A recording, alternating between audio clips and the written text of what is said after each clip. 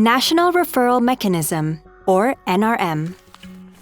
The NRM is a cooperation framework for screening, identifying, assisting, and referring victims of trafficking and forced labor.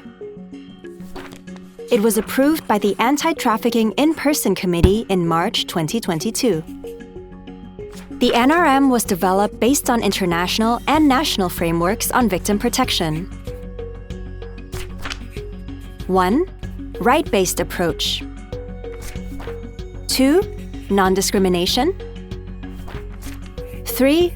Victim-centered approach. 4. Trauma-informed care. 5. Gender sensitivity. 6. Cultural sensitivity. 7.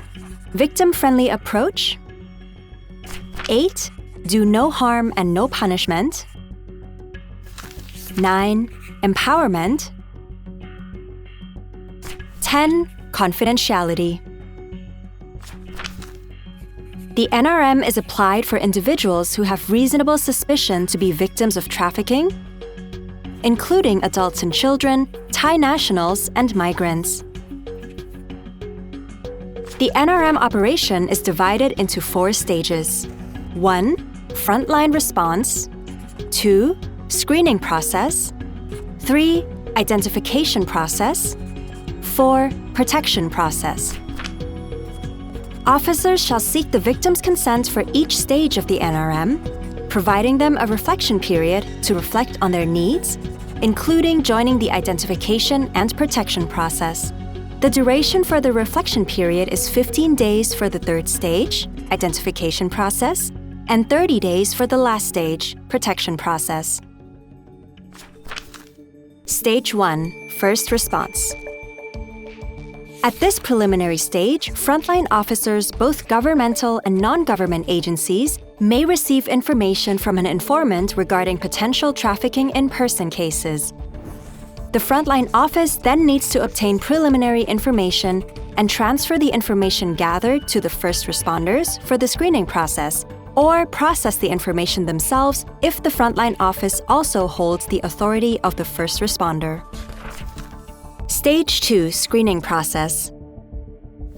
The screening process aims to identify preliminary facts and indicators of trafficking in persons or forced labor, and to determine the status of the persons referred by frontline officers.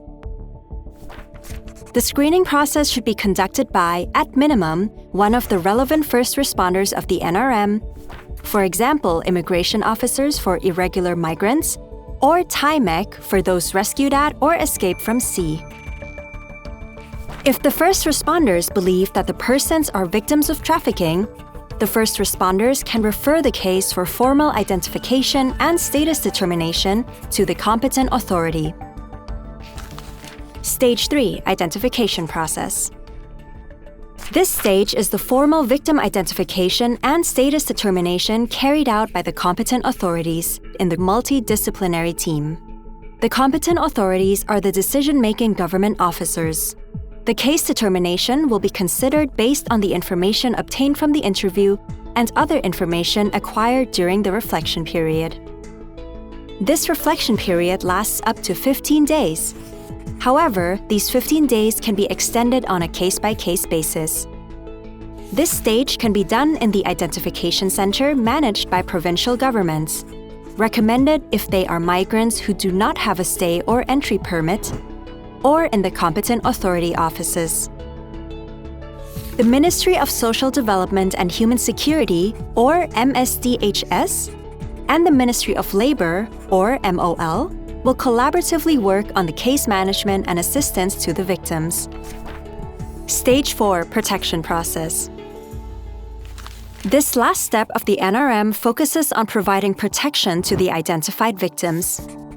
The MSDHS is the main agency responsible for providing protection services tailored to victims' needs and based on victims' consent, such as shelter, therapy and remediation services, legal assistance, return and reintegration.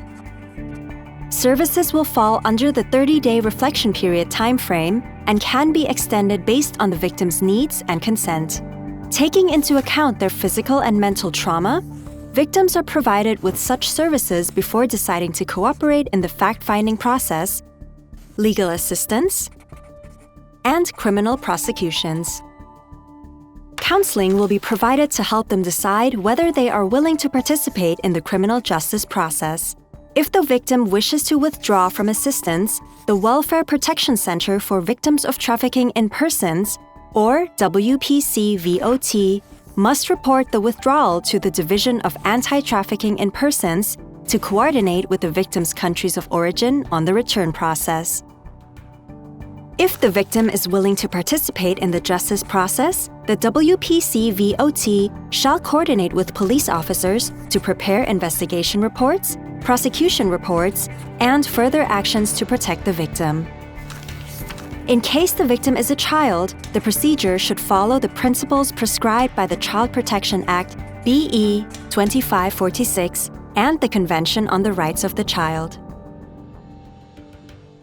กลไกการส่งต่อระดับชาติก็ถือว่าเป็นพัฒนาการที่ทางรัฐบาลไทยนะครับได้ให้ความสำคัญจะเป็นการทำงานร่วมมือร่วมใจกันระหว่างภาครัฐภาคเอกชนภาคประชาสังคมและองค์การระหว่างประเทศโดยมีวัตถุประสงค์หลักนะครับในการมุ่งเน้นไปที่การให้ความคุ้มครองแก่บุคคลที่เป็นผู้เสียหายก่อนเป็นอันดับแรกและหลังจากนั้นก็จะมีการสร้างความไว้เนื้อเชื่อใจนะครับจนนำไปสู่ประสิทธิภาพนะครับในการดำเนินคดีกับผู้กระทำความผิดสำหรับกลไกการส่งต่อระดับชาติเนี่ยนะครับก็ต้องบอกว่าเป็นกลไกซึ่งเราได้ออกแบบมานะครับเพื่อให้สอดรับกับพันธกรณีที่ประเทศไทยจะต้องปฏิบัติตามพันธสัญญาต่างๆที่เราได้ไปลงนามร่วมไว้นะครับกับองค์การระหว่างประเทศต่างๆโดยเฉพาะอย่างยิ่งองค์การสหประชาชาติในเรื่องเกี่ยวข้องกับ